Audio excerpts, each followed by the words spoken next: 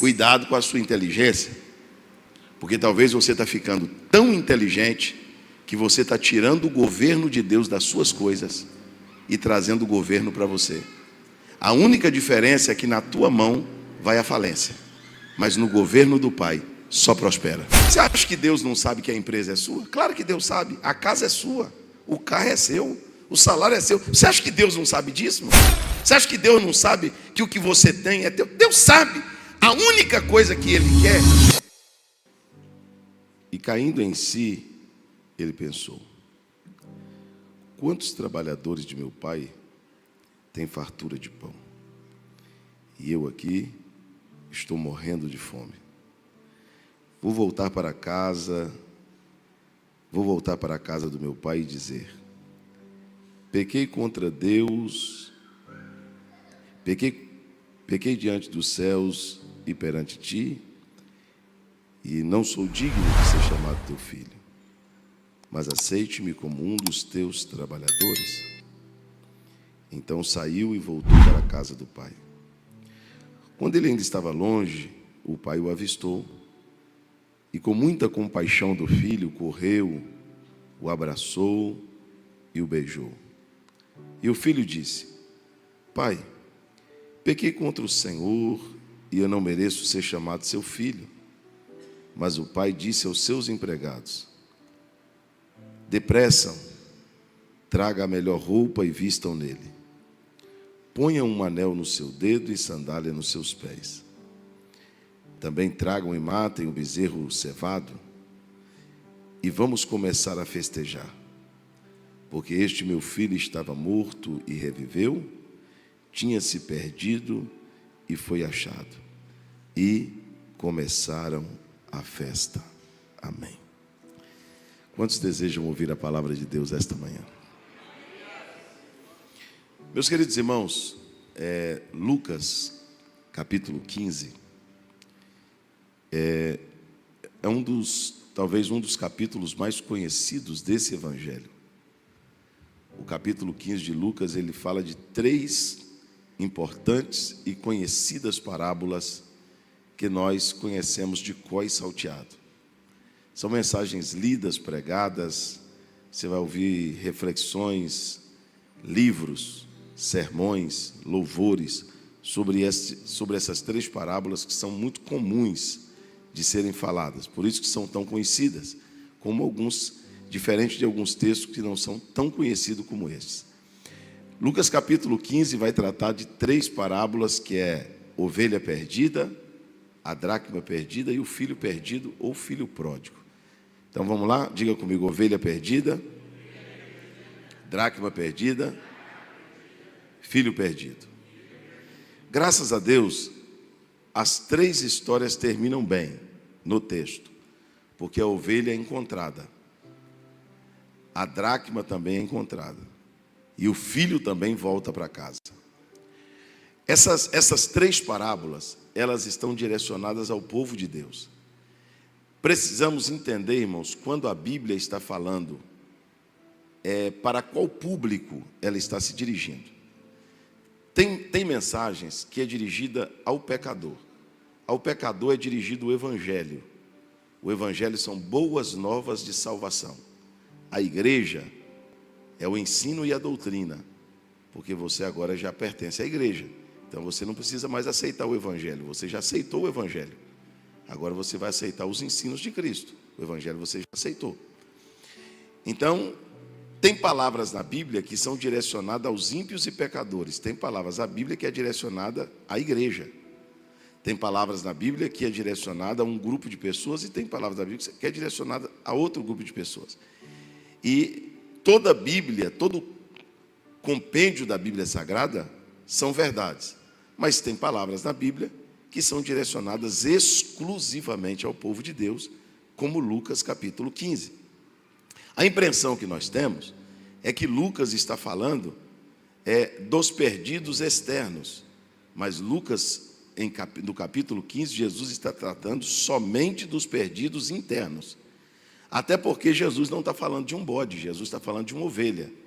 Jesus não está falando de qualquer moeda, ele está falando de uma dracma no colar da noiva. E na terceira parábola ele não está falando de uma pessoa, ele está falando de um filho. Então a palavra ovelha só é direcionada ao povo de Deus. Se os irmãos leem toda a Bíblia Sagrada, o crente é representado como ovelha. O povo de Deus é representado como ovelha. O Senhor é o meu pastor. Apocalipse, naquele dia o Senhor separará a ovelha dos bodes. Foi Ele e não nós que nos fez povo seu e ovelhas do seu pasto, e etc, etc, etc. Então, a palavra ovelha não é direcionada ao mundo externo, é ao povo de Deus. A dracma é diferente da noiva hoje que usa aliança no dedo. A dracma era uma aliança usada no pescoço, num colar, só que era 10 dracmas. Então, quando uma mulher ficava noiva, uma moça ficava noiva, a aliança dela era exposta no pescoço. Então, qualquer pessoa que olhasse no pescoço de uma moça, que olhasse no pescoço dela e visse um colar com 10 dracmas, sabia que ela era noiva. Se ela é noiva, ela tem um noivo e está esperando para casar. E depois a última parábola trata de um filho. Mas o que pode configurar uma ovelha para ela continuar sendo ovelha? Porque ela não perdeu o título de ovelha, ela não deixou de ser ovelha. Ela só saiu do aprisco, do rebanho, e se perdeu do pastor. Ela continua sendo ovelha. Aqui Deus está falando de um grupo de pessoas que tem crescido, pastor Flávio Torres, de forma assustadora, principalmente na nação brasileira. O que configura uma ovelha perdida? Você concorda comigo que existe inúmeras pessoas, milhares de pessoas, que eles creem em Deus? Existem milhares de pessoas. Eles não estão na igreja, mas eles creem em Deus. Existem milhares de pessoas que fazem leitura da Bíblia Sagrada. Tem milhares de pessoas que fazem oração diária. Tem pessoas que, se você perguntar para ele quem é o Salvador, ele vai te dizer Jesus. Qual é a fonte de verdade escrita? A Bíblia. Mas o que configura uma ovelha perdida? Primeiro, Jesus disse em João capítulo 10, Jesus disse: eu sou o bom pastor, as minhas ovelhas ouvem a minha voz, e elas entrarão e sairão por mim e encontrarão pastagem. O que configura, primeiro, o que configura uma ovelha? A ovelha não é autônoma, não existe ovelha autônoma. A primeira coisa que uma ovelha tem que pertencer é um rebanho. O que a ovelha tem que pertencer? Vamos lá, todo mundo. O que a ovelha pertence? A um rebanho. Isso aqui é o terror, é o filme de terror de um desigrejado. Porque o desigrejado, ele diz que pode servir a Deus, temer a Deus, acreditar em Deus, mas que ele não precisa de um rebanho. Eu não preciso de igreja, pastor. Eu não preciso de pastor, eu não preciso pertencer a nada. Esses dias um irmão veio discutir comigo, e eu disse aqui para os irmãos que estavam aqui ontem, eu tenho muita facilidade em falar com as pessoas. Eu prego há 27 anos. Então eu não tenho aquele medo de assim, o que você vai pensar do que eu estou pregando? Será que você vai me aprovar, me reprovar? Eu não tenho esse tipo de preocupação. A minha preocupação é sair aqui do altar e saber que eu não adulterei a palavra, que eu não preguei nenhuma mentira, que eu não enganei ninguém. Essa é a minha preocupação. A aprovação das pessoas não conta muito para mim. Eu gostaria que você saísse daqui dizendo, eu gostei, mas se você não gostar, não vai mudar muita coisa para mim, porque eu vim aqui pregar a palavra de Deus, sim ou não? Então, essa não é a minha preocupação. Existe um grupo de pessoas muito grande que se denominam igreja. Escute isso. Você vai encontrar um monte de gente que não tem rebanho e não tem pastor, batendo no peito, pastor Flávio Torres, dizendo assim, eu sou igreja. Esses dias um irmão chegou para mim e disse assim, eu sou igreja, eu sou a igreja. Eu falei, não, irmão, você não é igreja não. Sou. Eu falei, não é não. Eu sou o corpo de Cristo. Eu falei, não, você não é o corpo de Cristo não. Você é um membro do corpo de Cristo. Você não consegue ser o corpo de Cristo sozinho, não. Você, para pertencer ao corpo de Cristo, você pertence ao corpo de Cristo como um membro do corpo. Você não é todo o corpo de Cristo. Você é um membro do corpo de Cristo. Eu sou o rebanho. Não, você não é um rebanho, você é uma ovelha. Você pertence a um rebanho. Então, a primeira característica de uma ovelha perdida é uma ovelha sem rebanho. É uma ovelha que não é uma ovelha sem CEP. O que você é? Você não conhece nenhum católico assim? O catolicismo já foi uma religião extremamente praticada. Até que um dia ela se tornou uma religião da família. Você pergunta para a pessoa assim: você é católico? Você fez o catecismo? Não. Você fez o crisma? Não. Você vai na missa? Não. Então você não é católico, irmão. Como que você é católico se você não tem um padre? Você é católico e não congrega? Então você não é católico. Eu sou espírita. Você é espírita? Você é de qual centro? Quem é a mãe de santo lá do teu centro? Você é de qual linha do espiritismo? Não, eu não nenhum, então. Você não é espírita. Uma vez que você se denomina cristão, eu sou crente. Você é crente? Primeira pergunta: de que igreja você é crente? Quem é o teu pastor? Onde você congrega? Onde você toma ceia? Quem é responsável pela sua vida? Quem é o seu mentor? Quem é o teu pastor? Você pertence a qual igreja? Não estou falando aqui de nome de igreja. Agora você tem que pertencer a um rebanho. Sim ou não? Porque tem um monte de pessoa que quer crer em Deus, acreditar em Deus e servir a Deus autônomo. Então, me desculpe, talvez você seja uma ovelha perdida. Porque ovelha que não tem rebanho está perdida. O que configura uma ovelha perdida? Uma ovelha sem pastor. Uma ovelha sem pastor. Pastor, eu sou o próprio pastor da minha... Não, você não tem condição de ser o próprio pastor. A Bíblia diz assim que quem dará conta da igreja é o pastor. Quem vela pela tua alma? O pastor. Quem pastoreia a igreja? O pastor.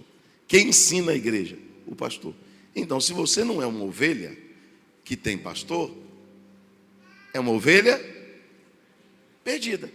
Porque se você chegar lá na tua empresa e dizer assim: eu sou um servo de Deus. Quem é o teu pastor? O meu pastor é o pastor Flávio Torres. Onde você congrega? Eu faço parte da família O Brasil para Cristo, em Luiz Eduardo Magalhães. Lá é a minha casa.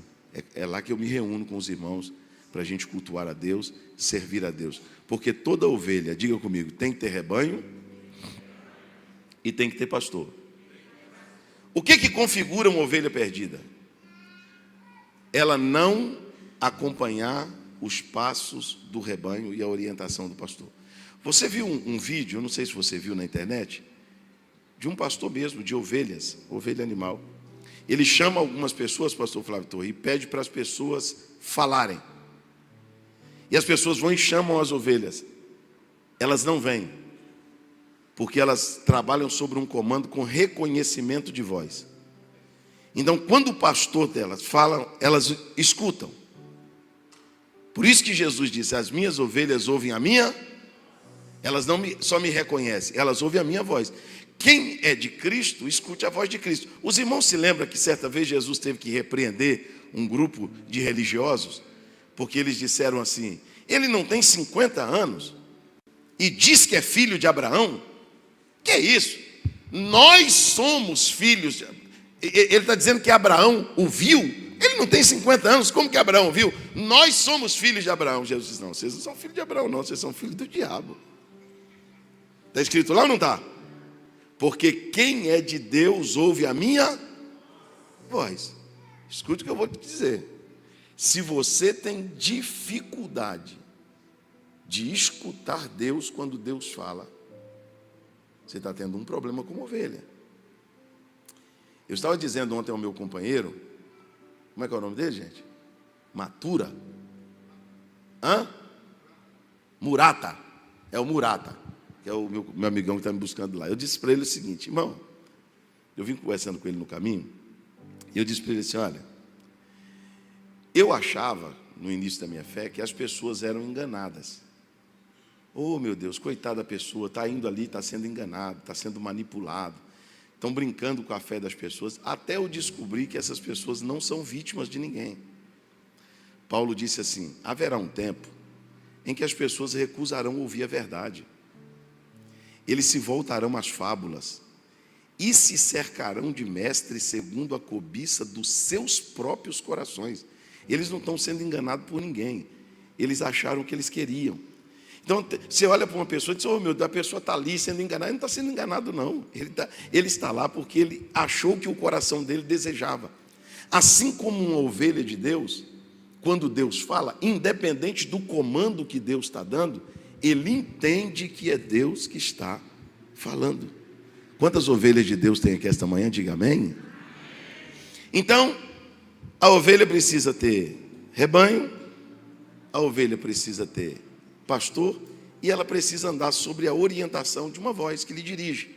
Aquela ovelha se perdeu do rebanho, se perdeu do pastor, e a Bíblia diz que quando o pastor vai fazer a vistoria lá no aprisco, ele sente que está faltando uma, e ele tem que fazer todo o trajeto de volta para buscar aquela ovelha que ela está ferida, machucada. Quando você olha assim, até parece que ela é a vítima. Quando você lê o texto, coitada, pastor, a ovelha foi a vítima, o pastor jogou ela, não foi vítima não. A Bíblia diz que foi ela que se perdeu. Por que as outras chegaram no aprisco? Porque as outras caminharam junto com o rebanho, ouviram a voz e acompanharam. Ela que se perdeu, mas não é porque ela se perdeu que ela não necessita de misericórdia. Ela se perdeu, mas precisa de ajuda.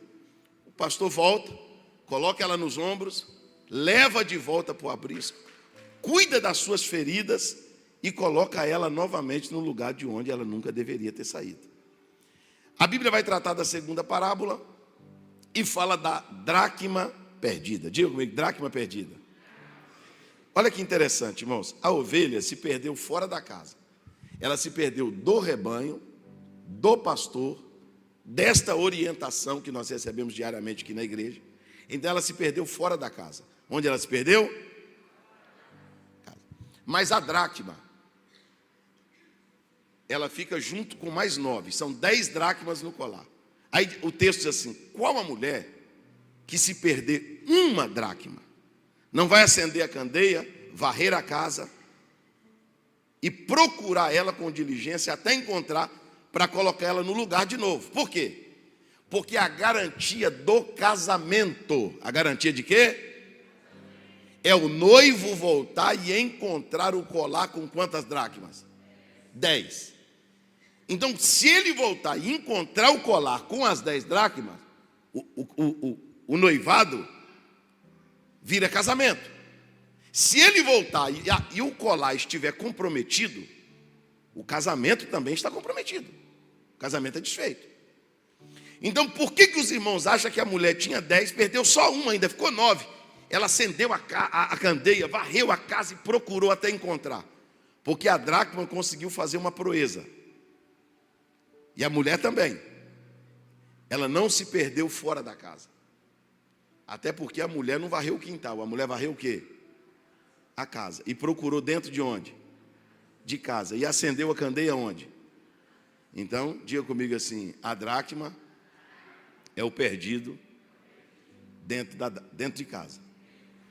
Quem é o perdido dentro da casa? É aquele que está no colar da noiva. Tem alguém esperando Jesus voltar aqui? Diga amém. Então, se você está esperando Jesus voltar, você é uma dracma no colar. Você é a noiva. Se Cristo voltar esta manhã, é problema para você? Não, para mim também não. Eu até gostaria que ele voltasse. Se esse culto não terminasse, para mim seria a maior felicidade da minha vida.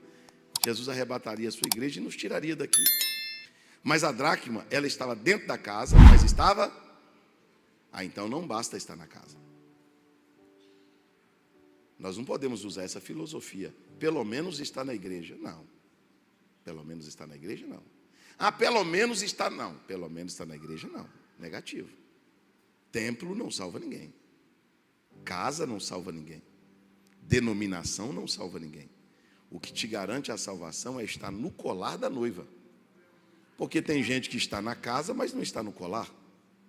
A dracma estava dentro da casa, mas não estava mais no colar da noiva. Ela estava na casa da salvação, mas não estava no colar da salvação, na garantia. Mas a mulher procurou, varreu a casa, encontrou aquela dracma, e aquela dracma voltou para o colar. Sabe por quê? Porque nesses últimos dias tem muita gente que frequenta a igreja, que toma ceia, que está no altar, que vai voltar para o colar da noiva, que vai se acertar com Deus antes da trombeta tocar. Levanta comigo as suas duas mãos aos céus. Tem muita gente, irmão, que vai se reconciliar com Deus, que vai voltar ao primeiro amor. Tem muita gente que vai perder o medo de morrer, de arrebatamento de igreja, de fim do mundo, do apocalipse. Você não devia ter medo disso não, você devia ter alegria. Sabe por quê? Porque isso nos mostra que Cristo já volta. O segredo é estar no colar da noiva. Não é só estar na casa. Pertencer a um rebanho é bom, ter um pastor é bom, ser admoestado é bom, ser ensinado é bom. Mas melhor do que isso é ter o nome escrito no livro da vida. Diga glórias a Deus quem está esperando a trombeta tocar. Então, o fato de estar na casa não garante a minha salvação. O fato de ser evangélico não garante que eu subirei no arrebatamento. Eu preciso estar no colar da noiva, entre aqueles que aguardam a chegada do noivo. Eu estou assustado, irmãos. Eu estou assustado. Eu prego o evangelho há 27 anos pelo Brasil e pelo mundo. Há 10, 15 anos atrás, você pregava uma mensagem sobre a volta de Jesus, os crentes choravam, se emocionavam, se ajoelhavam, triunfavam. Hoje você prega sobre a volta de Jesus. Esses dias eu resolvi dar um susto no povo, e eu estava falando bem baixinho assim, aí do nada eu dei um grito: Jesus podia voltar agora. Teve uma irmã que fez assim, ó, se benzeu. Eu falei, meu Deus, tem misericórdia, Senhor. Eu falei, só está com medo de Jesus voltar? Ele falou, pastor, Jesus não pode voltar agora não. Eu falei, mas por quê? A volta de Jesus é o triunfo da igreja. A volta de Jesus é a consolação da igreja. É a esperança da igreja. Paulo disse assim, se eu esperar em Deus só neste mundo, sabe quem eu sou? O mais miserável de todos os homens. Então, o fato de eu estar no evangelho ou numa igreja evangélica, isso não determina que eu esteja aguardando Cristo voltar. Mas graças a Deus a ovelha foi encontrada, a dracma também foi encontrada, e nós vamos para a terceira parábola, aqui eu vou falar um pouquinho mais sobre ela. A Bíblia diz que o pai tinha 2 filhos. Quantos filhos? Quem é pai de mais de um filho aqui? Dá um sinal com a mão. Eu não posso levantar porque eu sou pai só de um. Mas você que é pai de mais de um filho, você sabe que eles nasceram do mesmo ventre, sim ou não? Eles nasceram do mesmo ventre. Você que é mãe de mais de um filho, eles nasceram do mesmo ventre, nasceu de você, tem o mesmo sangue que você. Eles nasceram da mesma família, no mesmo lar, você deu a mesma educação para eles. Inacreditavelmente, eles são diferentes um do outro. Eles costumam ter a natureza diferente um do outro. Um é mais calmo, o outro é mais nervoso, né? Um é mais magrinho, o outro é mais gordinho. Um é mais alto, o outro é mais baixo. Um é mais estudioso, o outro é menos. Um tem a natureza diferente do outro, mas eles foram criados pelo mesmo pai, pela mesma mãe às vezes, na mesma casa, tiveram acesso aos mesmos ensinamentos, à mesma alimentação, e eles são diferentes. Com Deus não é diferente. Os filhos de Deus não são iguais. A parábola diz assim, olha, um pai tinha 2 filhos. A diferença aqui é a idade deles. Um é mais moço e o outro é mais velho. O mais moço, o mais imaturo, ele era extremamente inteligente. E eu gostaria que você dobrasse a tua atenção agora. O filho mais moço era muito inteligente. O que ele era? Mais alto. Mais forte. Agora eu vou te perguntar, tem algum problema em ser inteligente? Não, não tem problema nenhum em ser inteligente. Tem algum problema em você ser uma pessoa do QI avançado? Não. Não tem problema nenhum. Bem-aventurado, você é um bem-aventurado, porque tem gente que talvez não tenha a inteligência que você tem. E esse moço era muito inteligente. Ele era até mais inteligente do que o irmão, porque o irmão não sabia das coisas que ele sabia. Ele era tão inteligente que ele sabia a parte da fazenda que era dele. Ele soube dividir a fazenda, o espaço, a metragem. Ele sabia quanto valia o que era dele. Ele conhecia direito, uma coisa que quase ninguém conhece, os seus direitos. Ele conhecia os seus direitos. E ele era muito inteligente. Eu vou perguntar de novo, tem algum problema em ser inteligente? Não. Mas ele foi no pai e disse para o pai assim, está aí na tua Bíblia e na minha, na parábola. Pai, eu quero o que é meu. Eu quero o que é o quê? Era dele. É tão verdade que era dele que o pai entregou para ele. Sim ou não? Agora eu vou perguntar e vocês vão responder. Era dele ou não era? Mas até então estava na mão de quem? Quem administrava? Quem governava? Quem cuidava? Quem protegia? O pai. O pai fazia tudo isso, mas era de quem? Dele. Mas ele se achou tão inteligente, pastor Flávio Torres. Ele se achou tão inteligente que ele foi no pai e disse para o pai assim: pai, eu não gostaria que aquilo que é meu ficasse na tua mão. Eu gostaria que o Senhor me entregasse o governo do que é meu. Eu não quero o Senhor mandando no que é meu, governando o que é meu. Eu não quero o Senhor tomando conta da minha vida. Eu não quero um pai para ficar me proibindo. Vai, não vai, fica, não fica, não é, não. Para ter um pai desse eu não quero.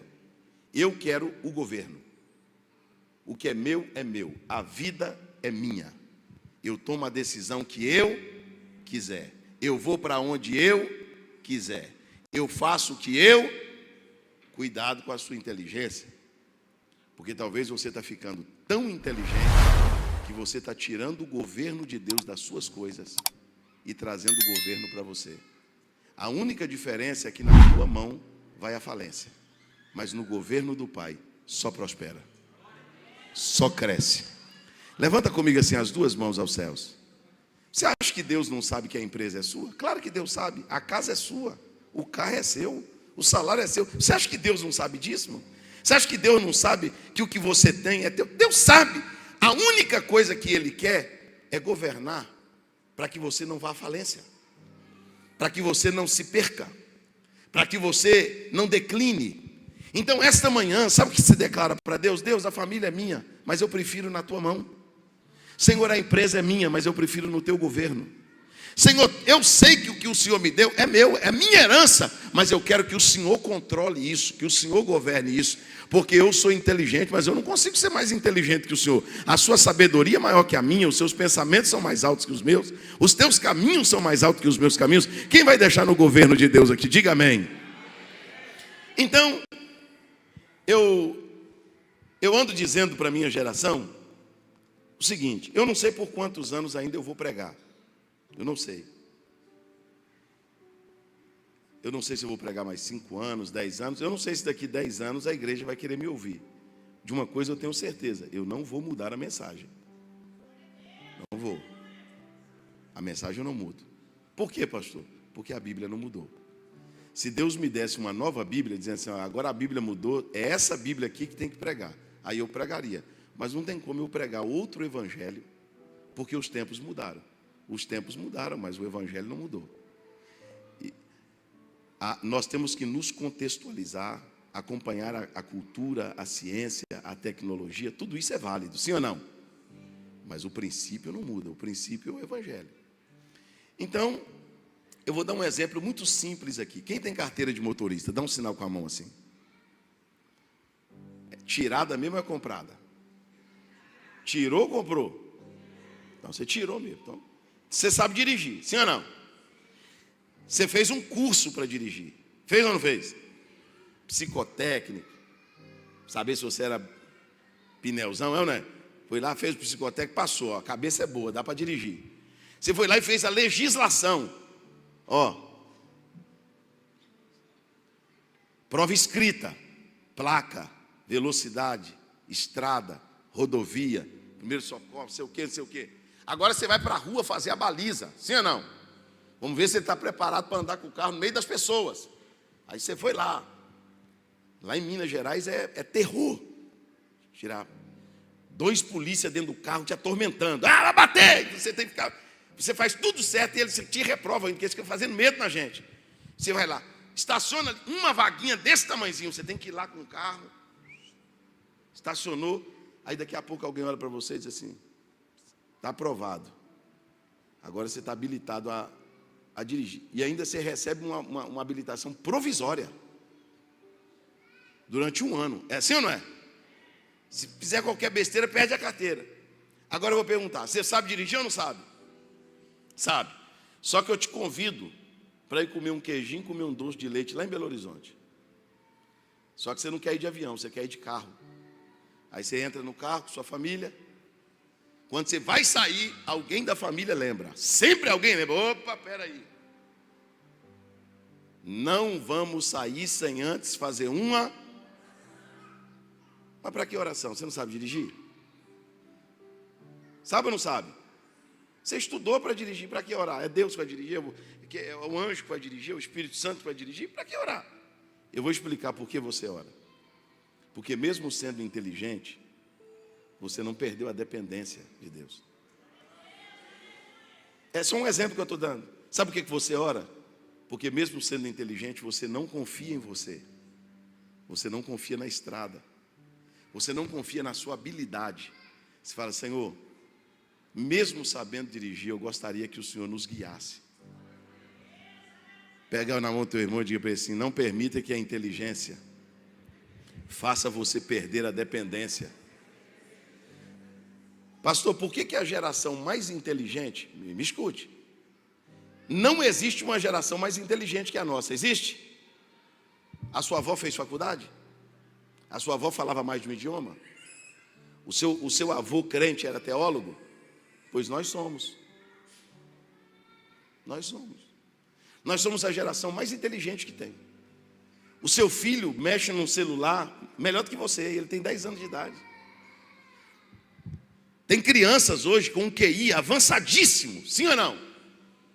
Agora eu te pergunto, por que a geração da sua avó, que sabia muito menos que você, funcionava muito melhor do que a sua, que é mais inteligente do que ela? Aí eu não consigo entender, os pastores leigos tiveram muito mais sucesso do que nós, os pastores doutos. Por que a geração da inteligência é a geração do divórcio, da apostasia, da heresia? Por que a geração que mais sabe é a geração que mais erra? Mas tem alguma coisa errada. Nós deveríamos funcionar melhor do que todo mundo, nós não sabemos mais? Nós não somos...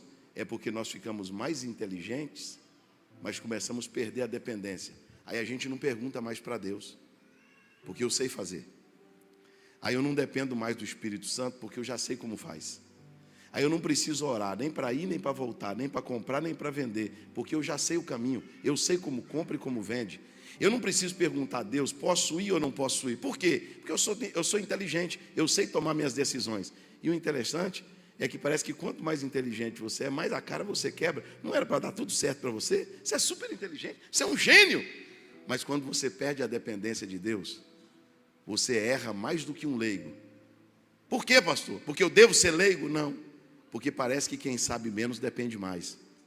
E quando você depende de Deus para tudo, você ora para tudo. Ontem, o irmão estava me dizendo que ele passou mais de ano orando para saber se podia congregar em outra igreja. Já pensou? Posso, Deus? É da tua vontade, Deus. Será que eu posso mudar de Luiz Eduardo, Senhor? É da tua vontade. Senhor, eu devo casar com essa moça. Senhor, eu devo fazer isso. Eu estou abrindo essa empresa na tua direção. Essa sociedade, Senhor, é do Senhor? Não, o inteligente não pensa assim. Ele bate o martelo e faz. Ele é inteligente. Só que com isso, ele acaba falindo em várias áreas da vida porque ele perdeu a dependência. Mas essa manhã, Deus está dizendo, não perca a dependência do Pai. Levanta comigo as suas duas mãos aos céus, bem alto, bem alto. Diga para Deus assim, Deus, eu sou um eterno dependente do Senhor. O primeiro erro desse moço não foi ser inteligente, foi usar a sua inteligência para perder a dependência. Mas agora ele comete um segundo erro. Ele é filho de Deus, ele tem um pai, ele tem uma casa. Só que ele dá uma olhada para a casa e diz assim, olha, eu estou enjoado disso aqui. Eu vou falar com meu pai que eu quero sair da casa. Ele quer fazer o quê? Eu chego lá, vamos lá. Ele quer fazer o quê mesmo? Mas eu te pergunto, a casa do pai é boa ou ruim? Boa ou ruim? Ele é amado lá ou não? Ele tem um lugar lá especial ou não? Mas por que ele quer sair? Ele quer sair por quê? Qual o motivo que um filho quer sair de perto do pai? se for um pai agressivo, um pai mau, um pai ruim, um pai mau exemplo, eu estou falando de Deus. Eu não estou falando de um pai aqui da terra ruim, não, estou falando de Deus. Como que alguém pode querer ficar longe de Deus? Como que alguém pode dizer para Deus assim, olha, eu não quero mais ficar na tua casa? O que tem de errado com a casa? Eu vou te explicar aqui. Porque tem pessoas que não querem mais ficar na casa. Primeiro, porque a casa é do pai. De quem é a casa? Não, pode dizer bem alto. Nós usamos uma expressão, e eu também uso, talvez o pastor Flávio Tor também usa, meus amigos pastores usam, lá na minha igreja o meu pastor usa, mas é só uma expressão. Nós recebemos uma pessoa e dissemos assim, você está na sua, mas não é verdade, é só uma expressão. A Bíblia diz, guarde os teus pés quando entrares na sua casa. É? Guarde teus pés quando entrares onde? Ah, então não é sua casa. Eu estou aqui, mas a casa é de quem? Do pai. Uma vez que é do pai, quem manda? Eu ou o pai? Quem dá as ordens? Eu ou o pai? Esse é o problema dos filhos mimados. Eles querem mandar na casa do pai. Eles querem dar ordem na casa do pai. Eles querem botar banca na casa do pai. Não, meu irmão, baixa a bola. A casa não é sua. Você só está aqui. A casa é do pai. Quem dita as regras? Você ou o pai? A lei que é determinada na casa é sua ou do pai? Então baixa a bola. Aqui quem manda é o pai. Na casa do pai tem 3 coisas. E por isso o filho saiu de lá. A Bíblia não diz que o filho mudou para a rua de cima, nem para o bairro do lado. Ele mudou para um país distante. Para onde ele mudou? Porque todo país tem 3 coisas. Diga bem alto comigo assim: cultura, idioma e lei. Quando ele sai da casa do pai, eu não vou nem falar da cultura e do idioma. Ele saiu da casa do pai porque provavelmente na casa do pai tinha alguns preceitos que ele não concordava. Agora eu vou perguntar. Você só vai responder. O pai quer perder um filho? Você que é pai e mãe, você quer perder um filho? Agora, entre perder um filho e mudar a lei, Deus vai mudar a lei ou perder o filho? Não, pode falar, você está com medo de falar? Ele vai mudar a lei ou perder o filho?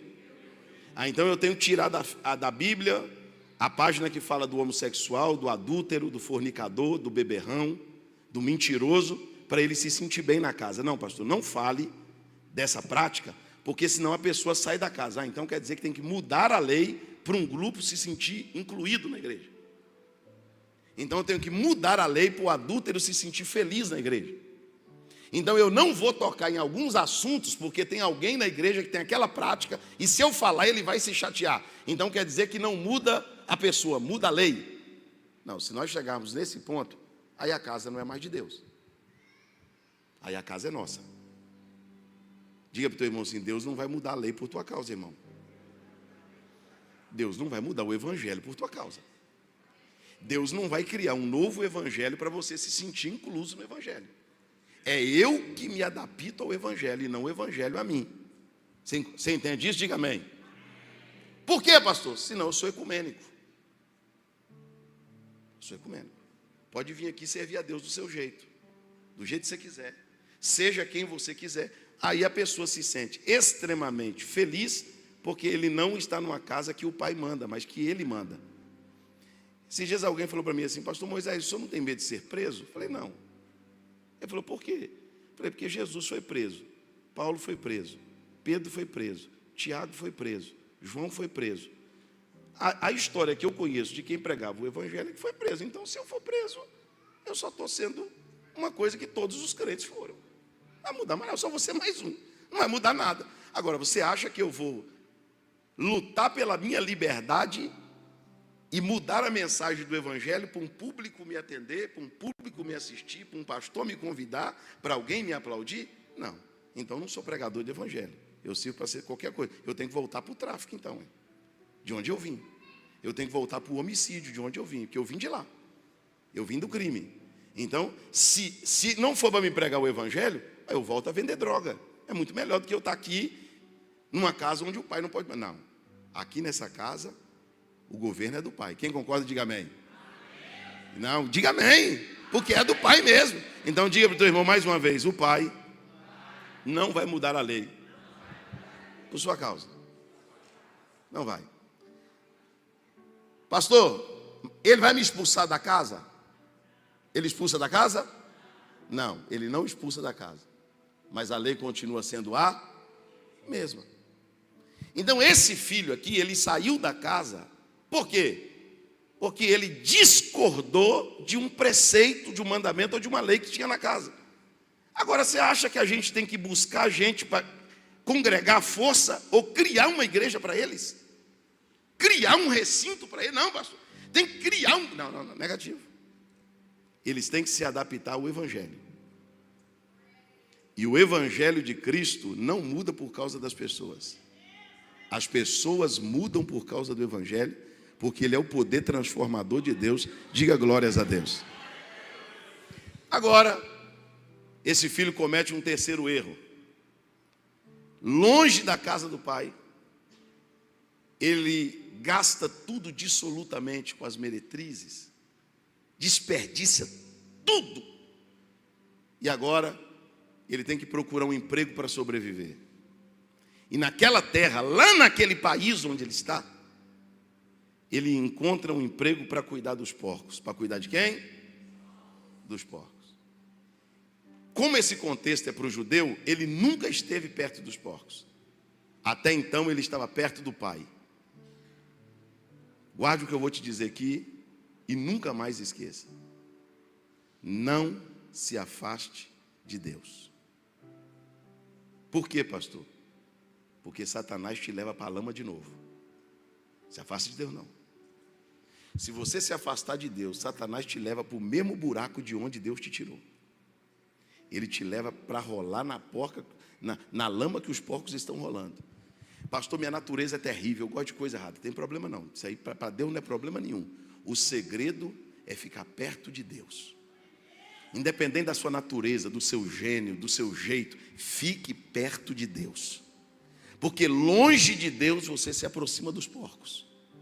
Quando ele chegou lá perto dos porcos, cuidando dos porcos, isso aqui que eu vou falar agora é muito duro de se falar. Mas se você me der coragem e me ajudar a dar coragem para falar, eu falo. Quem quer ouvir, diga amém. Amém. Pastor Flávio Torres, a Bíblia diz assim, e ele desejava. Ele o quê? Desejava o quê? Comer o quê? Todo mundo sabe. Ele desejava o quê? Comer o quê? Que quem comia? Não, quem comia? Não, quem comia, irmãos? Dá para acreditar que o mesmo filho que é seletivo na casa do pai? Não gostei dessa mensagem. Na casa do pai você não gosta. Não gostei dessa irmã cantando. Tira essa irmã do louvor, pastor. A voz dela não é boa. Na casa do pai ele é todo seletivo. Mas quando está na companhia dos porcos, o porco fuma maconha, ele fuma. O porco fala palavrão, ele fala. O porco bebe cachaça, ele bebe. O porco fala indecência, ele fala.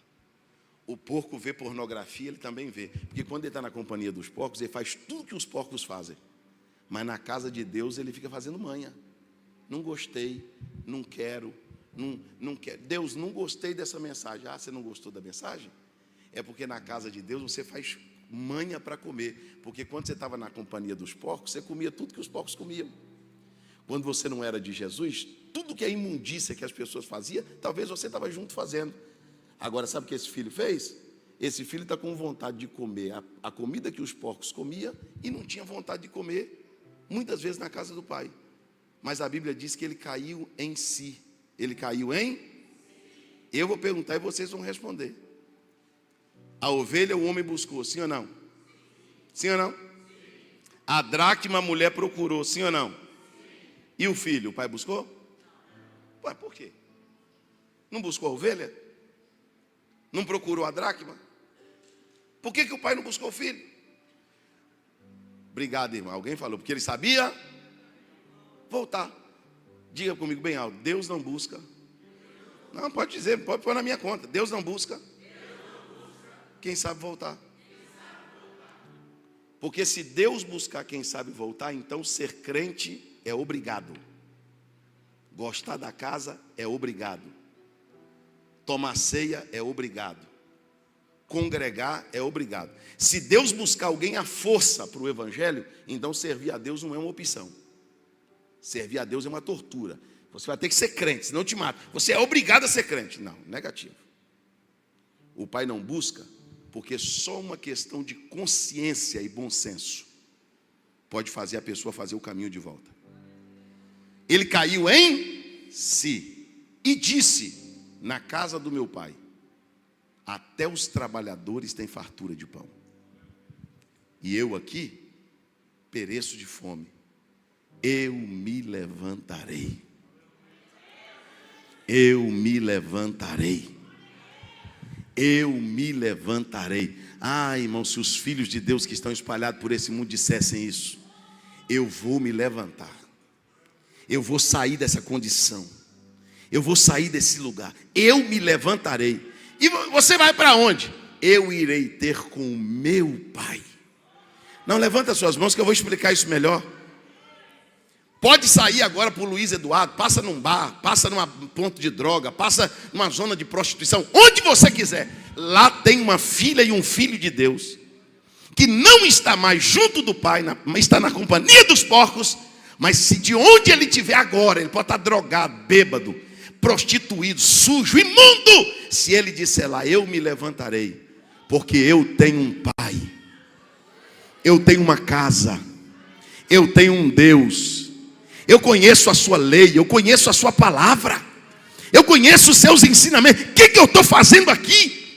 O que eu estou fazendo neste lugar? Eu me levantarei, irei ter com meu Pai. Vou abrir meu coração e vou dizer: pequei, errei, saí, me achei inteligente, perdi o amor pela casa, mas eu estou de retorno. Eu queria que o Senhor me aceitasse de volta. Pode aplaudir a Jesus.